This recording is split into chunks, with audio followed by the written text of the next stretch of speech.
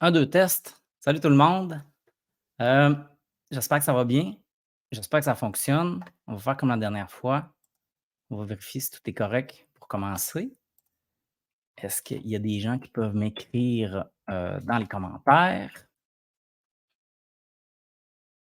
Ça, c'est moi qui viens de l'écrire. Je vois qu'il y a une personne qui est là. Ah, je pense que c'est moi. Ça va bien. Hem, 1, 2 tests. Ça sera pas bien long. Je pense que tout fonctionne.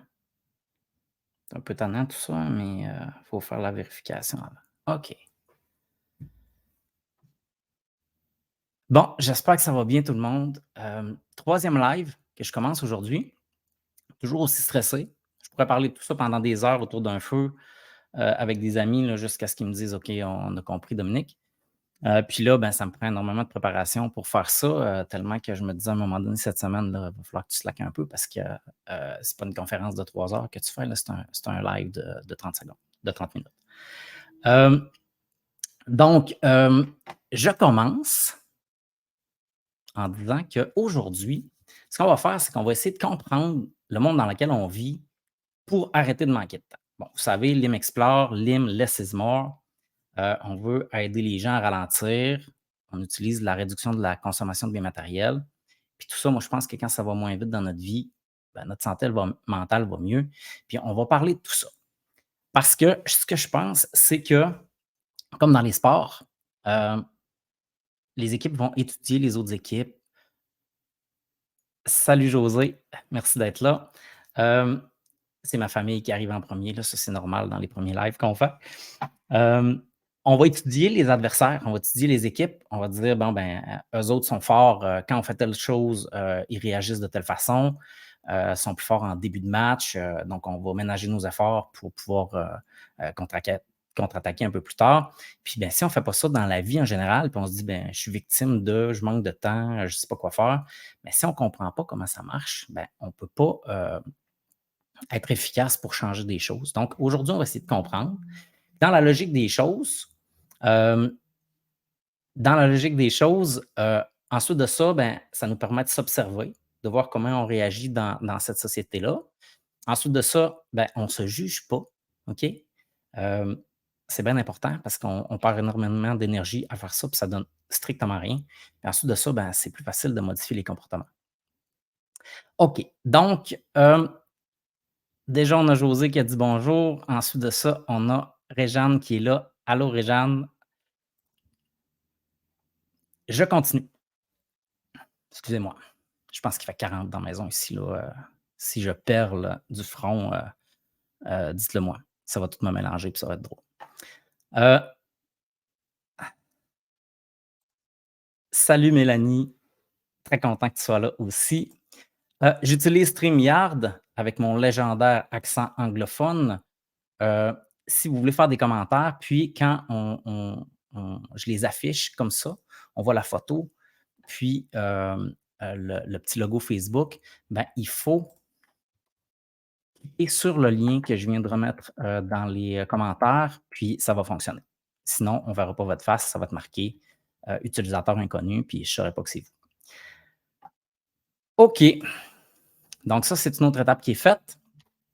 Puis, ben, manifestez-vous dans les commentaires, dites bonjour, c'est déjà commencé, merci beaucoup. Hésitez pas. Le live, ça devrait prendre entre 30 et 45 minutes. L'objectif, puis ça va être enregistré, donc ça va être disponible ensuite si vous n'avez pas le temps de rester avec moi tout ce temps-là. Ensuite de ça, n'hésitez pas à commenter, interagir, poser des questions. C'est pas le fun tout ça. Puis là, ça va me mêler comme ça. Salut Sabrina. Ça va être drôle. On fait un peu comme si on était dans le salon, là, chacun chez nous. OK, mon intention aujourd'hui, c'est assez clair, ça va être de parler de la société de consommation, de l'accélération du rythme de la vie, puis de faire des liens avec la santé mentale, puis l'augmentation de la détresse psychologique. Donc, ça, c'est l'objectif. Je vous rappelle encore une fois que LIM Explore, LIM, c'est pour less is more, moins c'est mieux. Puis Explore, c'est pour exploration. OK? On s'exprime aujourd'hui, on explore ça de façon commune. Je ne sais pas tout, j'ai pas raison sur tout, Puis, c'est même pas une question d'avoir raison non plus. Il y a pas de raison là-dedans. On n'avance pas de débat en voulant avoir raison. On s'exprime, les autres s'expriment, on prend ce qui est bon, on prend ce qui est bon pour nous, puis on avance. Donc, c'est le but aujourd'hui. Ça, je l'avais mis l'autre fois, là, je vous dis un peu quoi faire, mais en vrai, là, pour vraiment comprendre les choses, puis faire des changements, ça prend de l'attention soutenue. Donc, si vous êtes là, décidez d'être là, la période où vous êtes là, donc une chose à la fois, la présence, c'est beaucoup plus facile après de se souvenir des choses puis de les appliquer pour faire des changements. Si jamais vous ne pouvez pas, vous avez une oreille qui est peu attentive, pas de problème, je l'ai dit tantôt, c'est enregistré. Ensuite de ça, je continue. Bon, à date, la moitié des gens ici, c'est ma famille, donc ils me connaissent, mais je n'ai pas le choix. J'en reparle encore à chaque fois. J'ai passé 25 ans de ma vie à courir comme un débile, à travailler vraiment, vraiment beaucoup. Hem, je me considère comme un workaholic. J'ai appris un nouveau mot la semaine passée, là, un ergomane. Donc dès que je me mets à travailler un peu plus, les relations puis le reste prend le bord, OK? On a 24 heures dans une journée, puis moi, c'est pas juste les heures travaillées, c'est mon attention. Donc, puis à un moment donné, j'ai décidé de ralentir. J'ai vendu un paquet d'affaires. Ma vie s'est mise à ralentir. Puis, depuis ce temps-là, j'ai vraiment le désir de partager cette expérience-là au plus de gens possible. C'est pour ça que j'ai lancé le projet Les M'Explore. Vous allez vous rendre compte que je parle beaucoup aux gars puis aux pères, mais en réalité, ce message-là, ça s'adresse à tout le monde. Euh, Pourquoi aux gars et aux pères? Ben, je pense que ça me ressemble. Je suis un père, j'ai 3 enfants. Puis, c'est plus facile pour moi de exprimer de cette façon-là. Mais le principe de ralentir pour améliorer sa santé mentale, améliorer sa vie, c'est vraiment bon pour tout le monde. Donc, ça ressemble à ça pour ici. Les sujets aujourd'hui, je vais souvent vous étourdir avec mes changements de scène. Donc, la santé mentale pour commencer. Ensuite de ça, la société de consommation, l'accélération du rythme de la vie, la théorie de l'autodétermination, votre rôle dans tout ça, puis un appel à l'action. C'est presque un cours d'université là, aujourd'hui. J'ai beaucoup de textes. Vous me le direz après si c'est plate. Je vais faire des efforts pour en mettre un petit peu moins. Je commence. OK, L'Imexplore.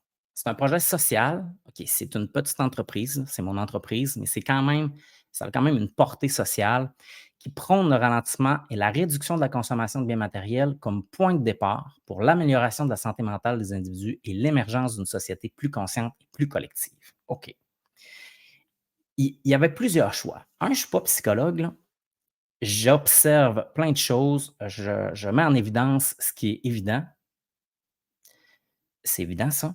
Puis, j'aurais pu choisir d'autres angles d'attaque pour parler de santé mentale, mais j'ai pris un angle que j'ai expérimenté, puis en lequel je crois vraiment, vraiment fort. Donc, heu, je prône la réduction de la consommation comme point de départ. Donc, il pourrait y avoir plein d'autres choses. Puis, au fur et à mesure qu'on va avancer avec, salut Philippe, salut Sabrina. Au fur et à mesure que ça va avancer, peut-être qu'il y en aura d'autres portes, tu sais, qui vont s'ouvrir. Mais pour l'instant, on commence avec ça. Puis, plus tard, je vais revenir avec cette, description-là, puis vous allez voir que tous les points, heu, qu'on va parler aujourd'hui, là, ils vont revenir dans cette, description-là.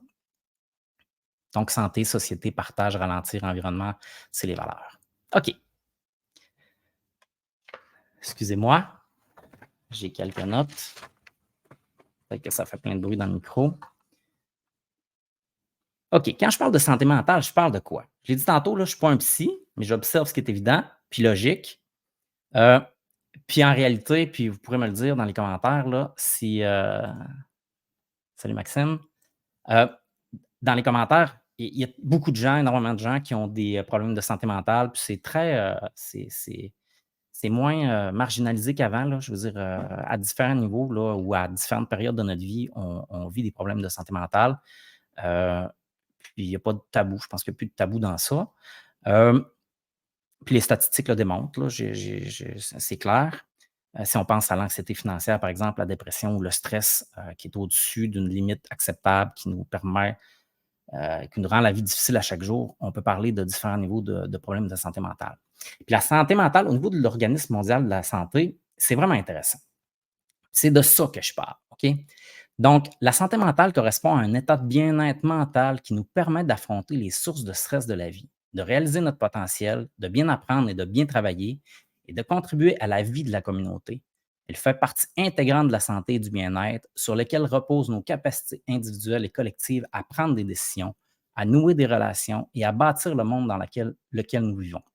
La santé mentale est un droit fondamental de tout être humain. C'est aussi un aspect essentiel du développement personnel, communautaire et socio-économique.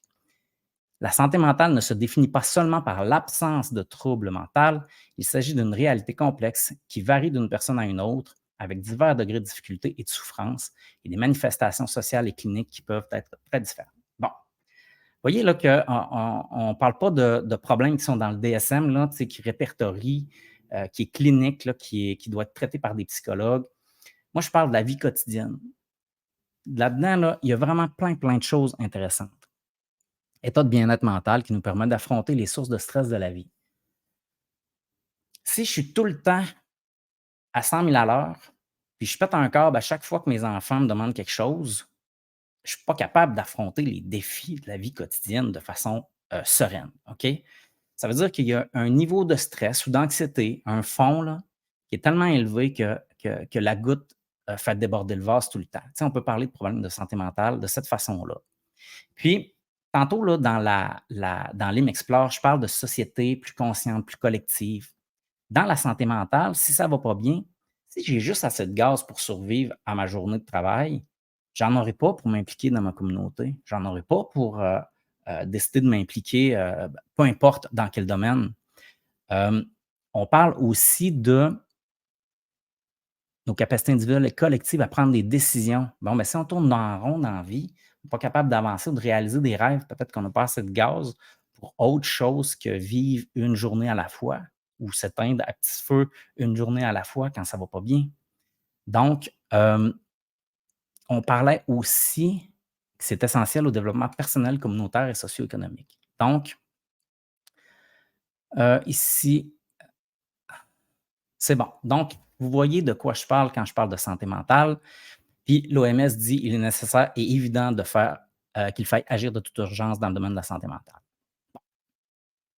OK, ça sera pas long. Je pense que quand ça va moins bien, on devient un peu plus individuel que collectif, puis je ne sais pas où est-ce qu'on s'en va, tu sais, dans la société si tout le monde est comme ça. Ça va être difficile de construire quelque chose, si c'est comme ça.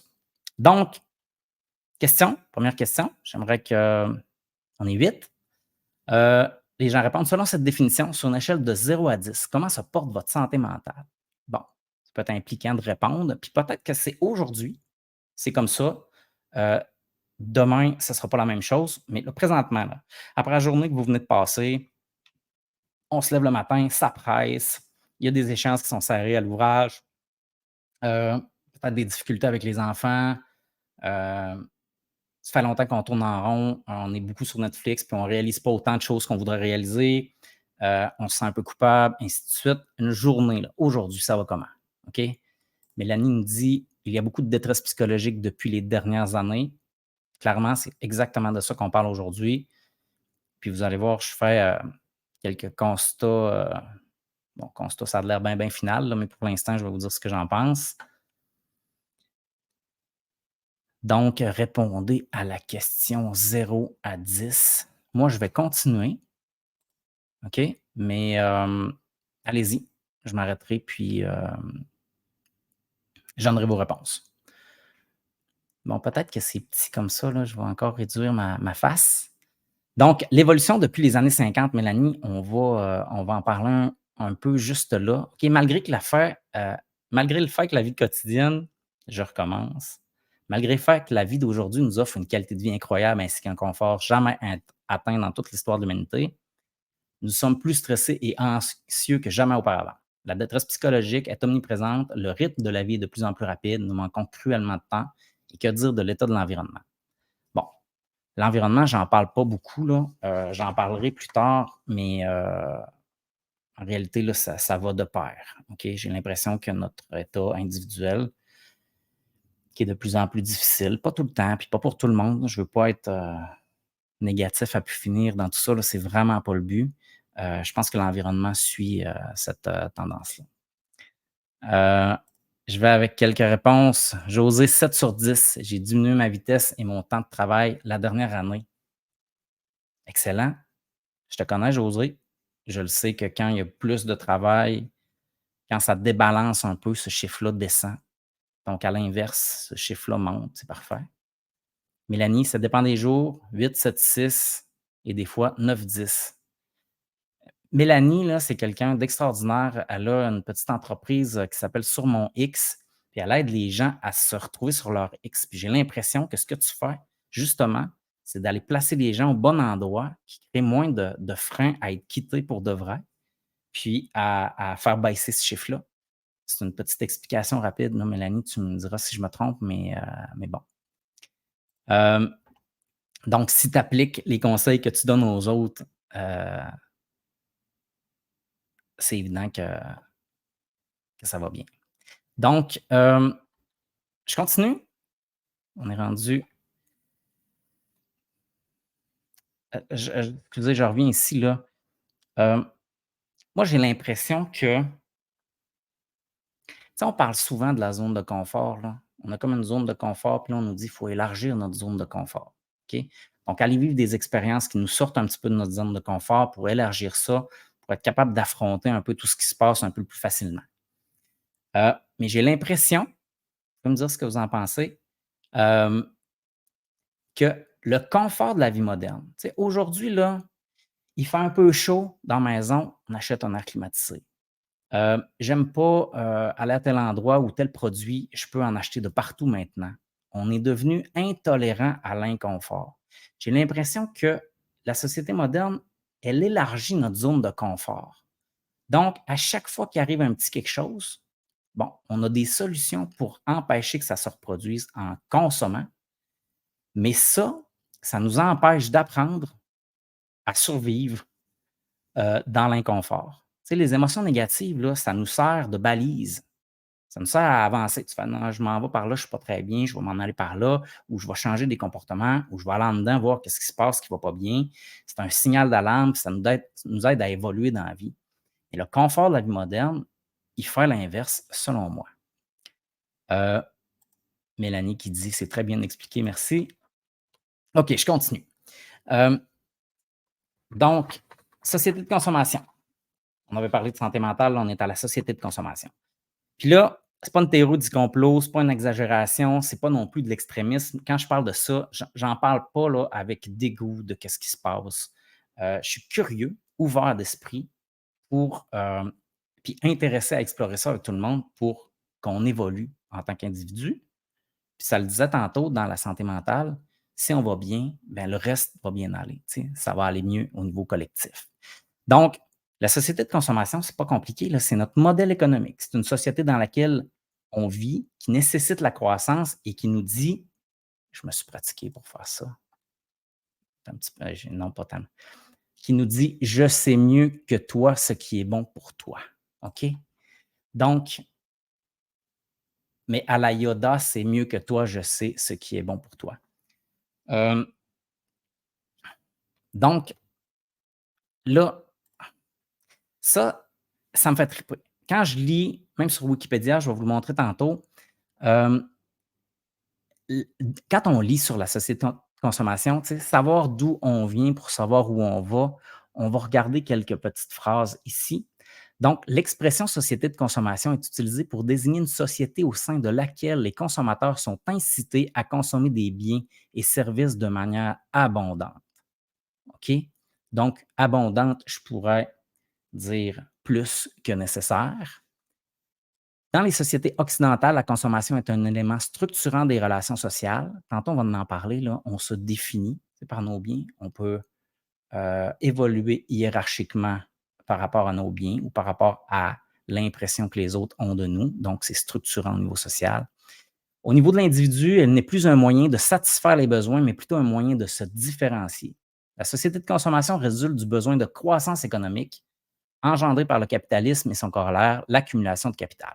La recherche d'une production toujours plus importante, diversifiée et innovante, du fait de la concurrence, excusez-moi, Tu fais de la concurrence nécessaire pour augmenter les profits. Une consommation sans cesse élargie et toujours plus rapide, il résulte un mode de vie axé sur la consommation accompagné d'une exploitation sans frein des ressources terrestres et des êtres humains, en particulier dans les pays les plus développés. Bon, il y en a encore une.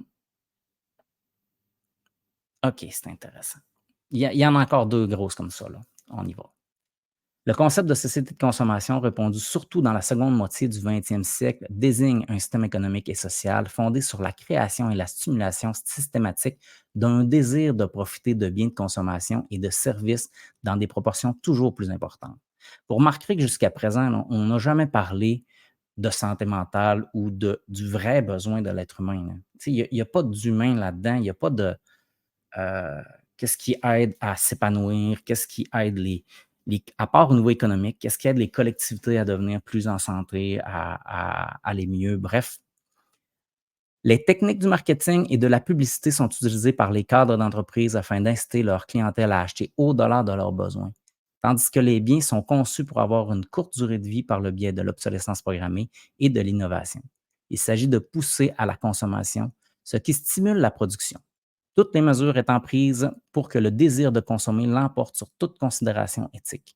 Le concept de société de consommation est ordinairement associé à une conception du monde définie comme matérialiste, individualiste, marchande et adepte du progrès technique, privilégiant les intérêts sur le court terme et les plaisirs éphémères au détriment de l'écologie et des relations sociales.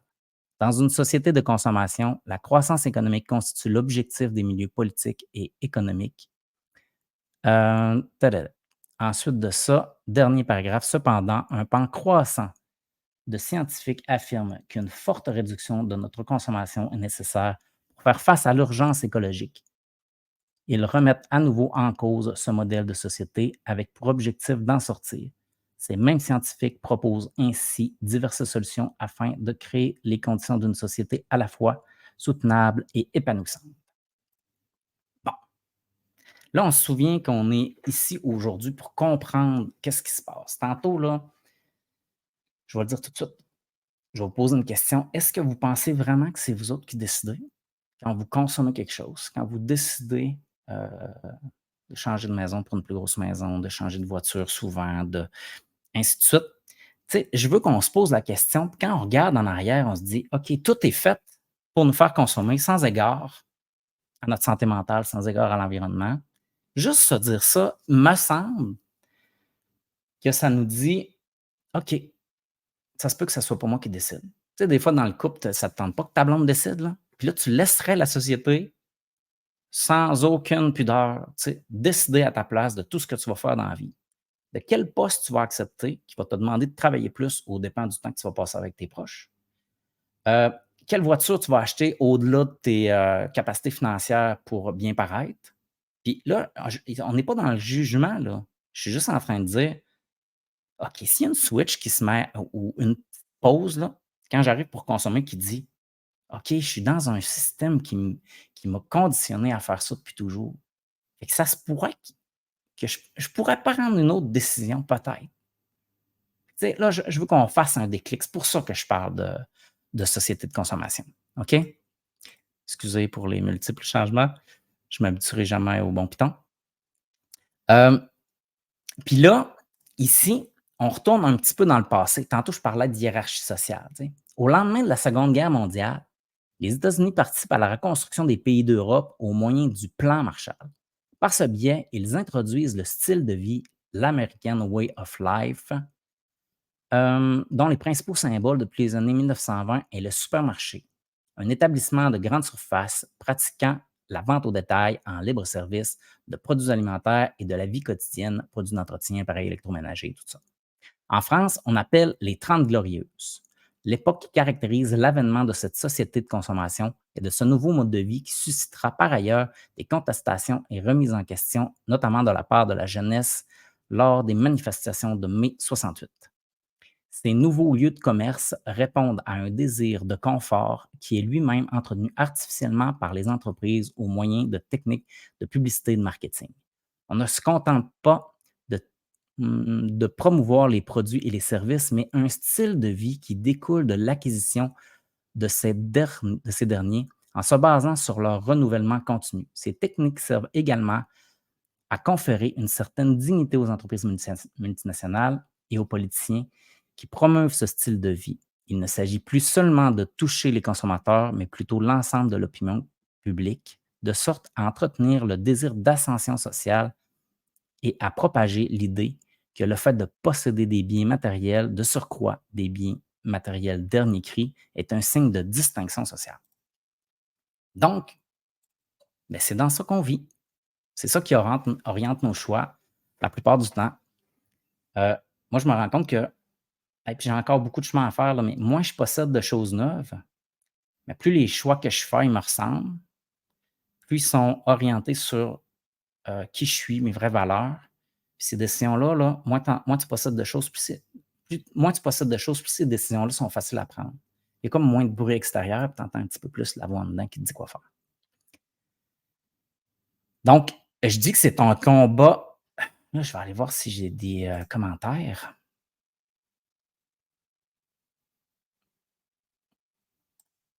Merci Mélanie de participer.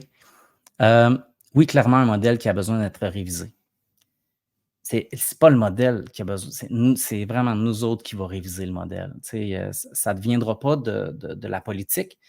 Le modèle de croissance, tu sais, il est presque obligatoire là, selon ce modèle-là parce que, ça prend toujours c'est un peu plus technique, mais un PIB plus élevé. C'est comme si, cette année, tu vas à 5 km/h en vélo. Puis là, ça, c'est ta limite pour ne pas tomber sur le côté. Mais l'année prochaine, pour ne pas tomber sur le côté, il va falloir que tu ailles à 6 km/h. Puis l'autre année, ça va être 7. Fait que ça, c'est de l'accélération du rythme de vie. On va en parler tantôt. Donc, c'est un combat qui est déloyal. Oui, j'ai réussi. Sans nous en rendre compte, nous sommes de plus en plus dirigés de l'extérieur et dépendants de la consommation matérielle. Ces éléments nous éloignent de notre vraie nature, de notre liberté de choix. Les stimulus ou les stimuli, je ne le sais jamais, externes, provenant de partout, sont de plus en plus nombreux et le fait d'assouvir ces désirs en consommant nous apaise et réduit notre anxiété à court terme. Ça, là, j'en parlais tantôt, c'est que aujourd'hui, quand on est inconfortable, il y a toujours une solution à court terme en consommant ou en se distrayant de l'extérieur qui fait baisser notre anxiété. Tu sais, on a comme ça monte comme ça, on va consommer ou on va faire quelque chose, peu importe. Ça sera pas souvent, ça sera pas les relations, ça sera pas aller prendre en tout cas pour la majorité, aller prendre une marche dans le bois ou peu importe. Donc ça va baisser. Mais cette anxiété-là, si elle est à 1, elle monte à 10. Quand tu agis de cette façon-là, c'est un évitement. Elle rebaisse à 2. Puis après ça, elle va remonter à 11, puis elle va rebaisser à 3. Tu as toujours l'impression qu'elle baisse, mais ton niveau plus bas, là, il continue de monter. OK? C'est définitivement plus facile et attrayant qu'un travail interne de fond sur le sens de notre vie. Je continue. La morale dans tout ça, la société de consommation engendre la dépendance à la consommation. Je pense que c'est la dépendance qu'on parle le moins puis qui est la plus répandue. Là, je parle au travers de mon chapeau, je n'ai pas de statistiques pour prouver ça. Sauf que je pense que oui. La dépendance à l'approbation sociale aussi, puis l'individualisme. OK? J'en ai parlé tantôt. Le but aujourd'hui, c'est être conscient, être vigilant à partir de maintenant, sans culpabilité. Encore aujourd'hui, j'ai beau être c'est choquant. À un moment donné, tu te dis: «J'aimerais mieux pas être conscient de ça». Mais là, je suis conscient que je ne devrais pas acheter quelque chose, puis je ne suis pas capable de m'en empêcher. Je l'achète quand même. Et là, tu te dis: «J'aimerais bien mieux pas le savoir ou pas avoir cette réflexion-là, puis me sentir coupable après de ne pas avoir réussi». Mais il y en a plein de monde qui le savent même pas tout ça. Donc, c'est déjà une étape de plus d'être conscient de quelque chose puis de ne pas réussir à le faire. C'est quand même dans la bonne direction. Question. Question. Quand on parle de consommation, qui décide le plus souvent, pensez-vous? Votre petite voix intérieure ou les influences externes? On peut juste répondre. Puis là, c'est dans la majorité du temps. Puis bravo si la réponse, c'est ma petite voix intérieure, c'est parfait. Hem, Ça veut dire que vous êtes en processus, puis vous êtes moins à la merci de toutes ces influences-là. Donc, petite voix intérieure ou influence externe, merci de répondre. OK. Ça fait déjà 30 minutes. Je vais accélérer. On est justement rendu à accélération. Excusez-moi. OK. Un livre que j'adore, OK, c'est le livre de Hartmut Rosa, OK, qui va parler de 3 aspects: l'accélération technique, l'accélération des changements sociaux, puis l'accélération du rythme de vie. OK. Est-ce que je suis capable de le résumer, ça? Je pense que oui. On nous promettait, tu sais, par rapport à avant, les outils de communication, outils de transport, tu sais, on peut faire 1 million de choses de plus qu'on pouvait faire avant. On aurait dû, logiquement, avoir beaucoup plus de temps libre. Sauf qu'on a choisi la croissance, puis on a choisi d'en faire plus avec ce temps-là. Donc, l'accélération technique, malgré l'évolution technologique, n'a pas amené les résultats escomptés. Moi, je pense qu'on prendrait quelqu'un des années 50, on l'amènerait aujourd'hui, on lui montrait tous les outils qu'on a, il dirait: «Vous êtes tous des débiles. Ça n'a pas de bon sens de faire ce que vous faites avec le temps que vous avez gagné». OK? Euh, Ça dit à la fin, par conséquent, le temps devient de plus en plus rare malgré l'accélération technique. Donc, ça, c'est un pan de l'accélération. OK? Accélération des changements sociaux. Euh, j'ai des amis, hein, qui sont présents aujourd'hui, donc il faut que je lise les commentaires avant pour voir si je peux les mettre en avant. Une seconde. Philippe, ma petite voix intérieure m'a souvent fait flusher des petits paniers garnis de bébelles inutiles ces derniers temps. Bravo, Philippe. J'ai aussi Valérie, des beaux liens à faire avec l'hyperconnectivité et le temps d'écran. L'hyperconnectivité, le temps d'écran, c'est aussi de l'évitement, c'est aussi de la consommation, c'est aussi quelque chose qui est à l'extérieur de nous, donc qui nous distrait. Je vais dire des vrais rêves de vie, du vrai soi et tout ça. Puis en passant, là, il n'y a rien dans une proportion normale qui est grave.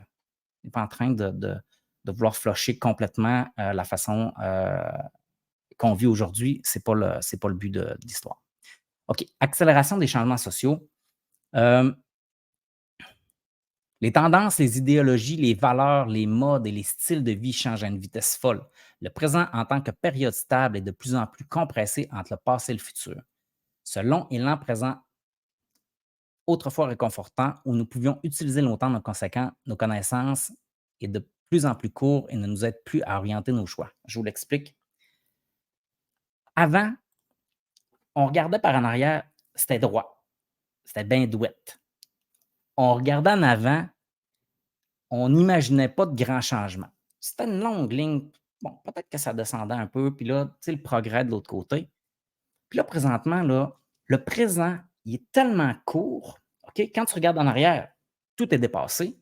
Quand tu regardes en avant, on ne sait pas du tout où est-ce qu'on s'en va. Imaginons quelqu'un qui entre à l'école aujourd'hui pour, je ne sais pas, devenir médecin. Je me trompe peut-être c'est peut-être pas un bon exemple, mais bref. C'est long, aller à l'école, il rentre, quand il ressort, si le programme n'a pas changé en cours de route, ses compétences, ils sont obsolètes à la fin de son cours. Donc, ce présent-là, là, où on était compétent longtemps, où nos connaissances permettaient de dire: «Je regarde par en arrière, ça s'est toujours fait comme ça change un peu. Je pense que je vais prendre telle décision, puis je ne penserais pas me tromper». Notre sentiment de compétence dans le présent, là, c'est tellement court. Donc, l'accélération du rythme de vie, quand on parle des changements sociaux, c'est un peu ça. Ça ne nous permet pas, à la fin, je dis suivre tous ces changements souvent imposés nous rend agités, nous demandent énormément de temps. Se reformer, apprendre des nouvelles choses et tout ça, pas le temps de respirer. L'accélération du rythme de vie, la spectaculaire et épidémique famine temporelle. Le tempo s'accélère, nous faisons de plus en plus de choses en moins de temps, sans oublier l'effet multiplicateur des tâches en simultané. L'attention divisée ne permet pas à l'humain d'aller en profondeur et l'effet de vitesse devient encore plus apparent et ressenti. Tant de choses à faire en si peu de temps. OK. Donc, on a parlé, ça, je vais passer outre. Donc, On a parlé de l'accélération. Tantôt, on a parlé de la société de consommation, les choix externes versus choix internes. Puis on a parlé du rythme de vie qui va plus vite. OK? Donc, je vous rappelle que, excusez-moi, le but aujourd'hui, c'est comprendre le monde dans lequel on vit pour arrêter de manquer de temps.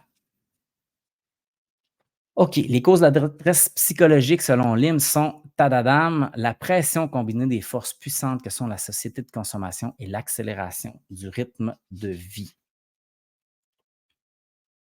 Je reviens, tantôt, je vous l'ai dit, je reviens avec la mission et la vision de Lim. Tantôt, je disais que les causes de l'augmentation de la détresse psychologique ou une santé mentale difficile, de gens plus individualistes, de collectivités qui ont un peu plus de difficultés. Puis on s'entend que quand on ne pense pas collectif, on ne peut pas tant penser à environnement non plus, puis à crise climatique. On pense plus à nous. Donc, le projet de Lim prône le ralentissement, donc l'inverse de l'accélération, prône la réduction de la consommation de biens matériels, donc l'inverse de la surconsommation, pour améliorer la santé mentale, donc l'inverse de l'augmentation de la détresse psychologique. C'est beau, ça, hein? Euh, Trouvez-vous que ce constat a du sens? Oui ou non? Tout simplement, vous pouvez répondre. Ça avance bien, presque terminé. Euh, J'avais un autre commentaire ici. De mon côté, je ne sens pas le besoin de consommer pour bien paraître avec les autres, peut-être parce que j'ai un entourage sans jugement. Par contre, je suis capable de me convaincre toute seule que j'ai un nouveau besoin matériel. Il me reste du travail à faire.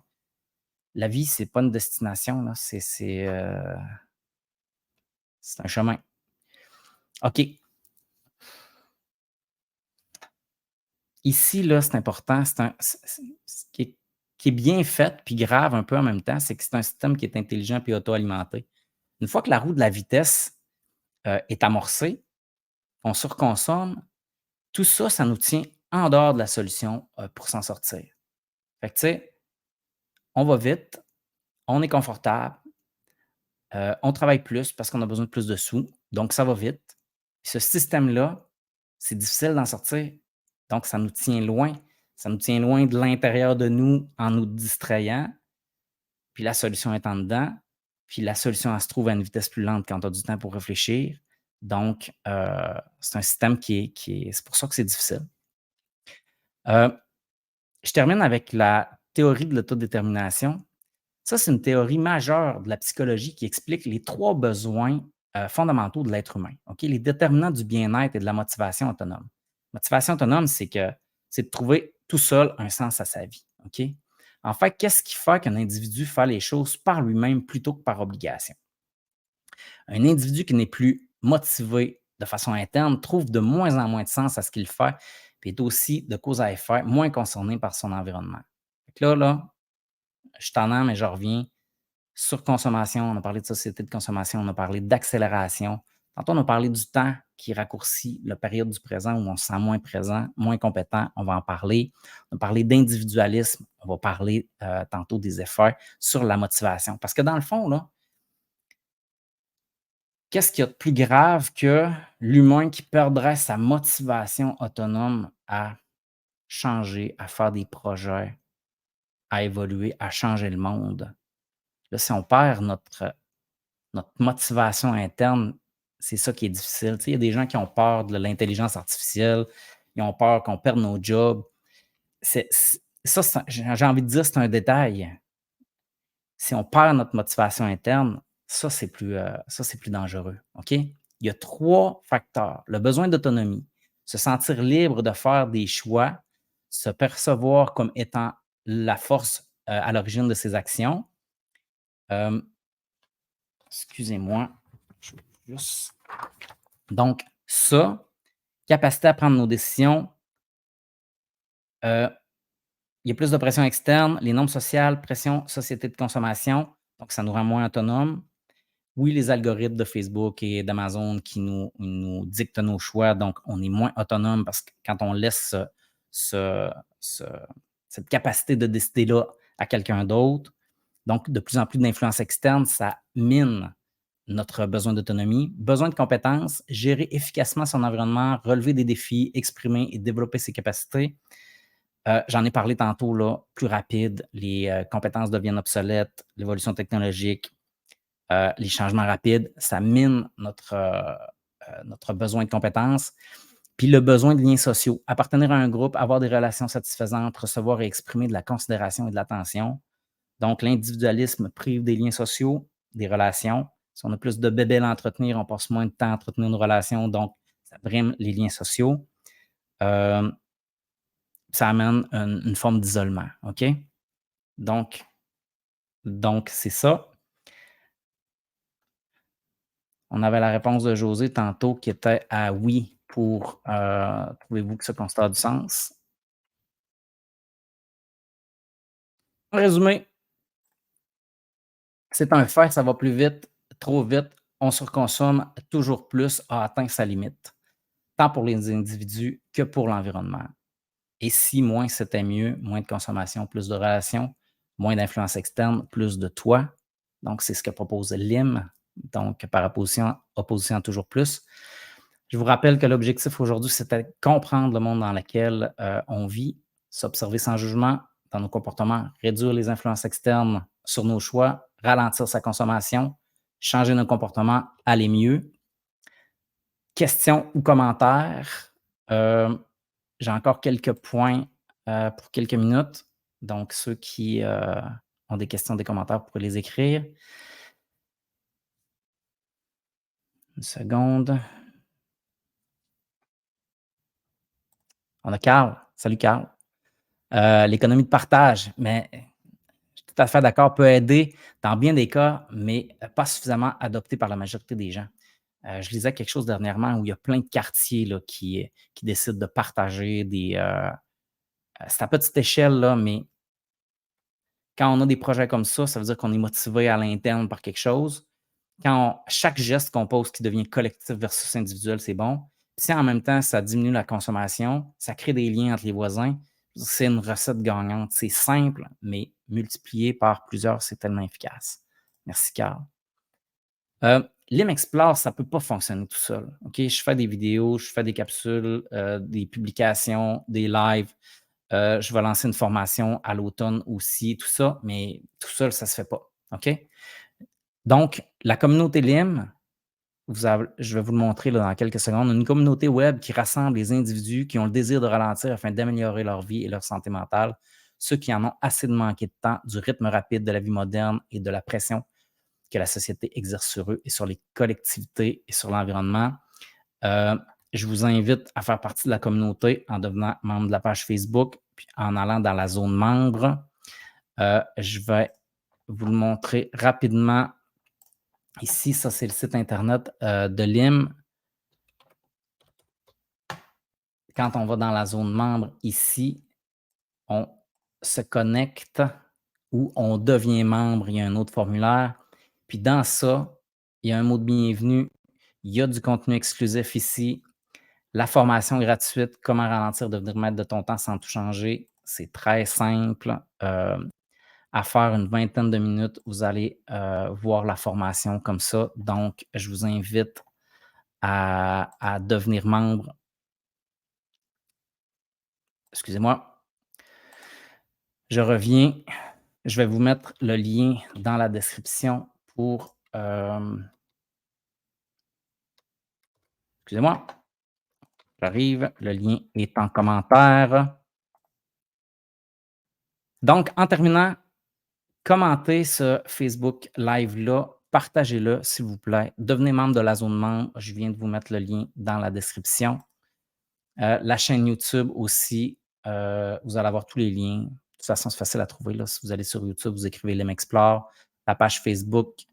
Puis, je vous invite maintenant à l'automne, fin novembre, je vais sortir la formation. Donc, je m'amuse à dire, faites partie de la première cohorte historique de ma formation.